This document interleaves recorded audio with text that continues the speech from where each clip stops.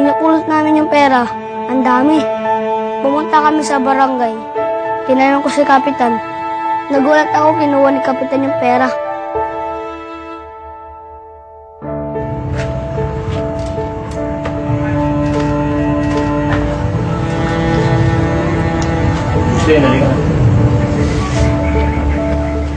Saan mo napulot itong bag? Sa gilid po ng mga basurahan. Alam mo ba kung anong laman? Opo, May nakakita ba sa'yo nung mapulot mo to? wala po. Ano ba ang balak mong gawin sa pera? Di ko po alam.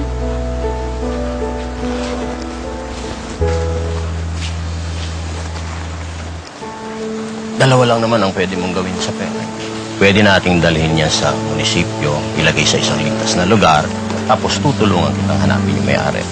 Dalawa, alam ko nangangailangan kayo ng pera, pwede mong gamitin ito.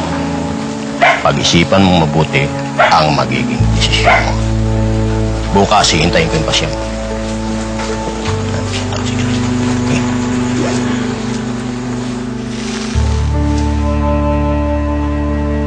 Gandang gabi, Nay. Kumain ka na ba, Agustin? Hindi po ako gutom. Pasok na po ako.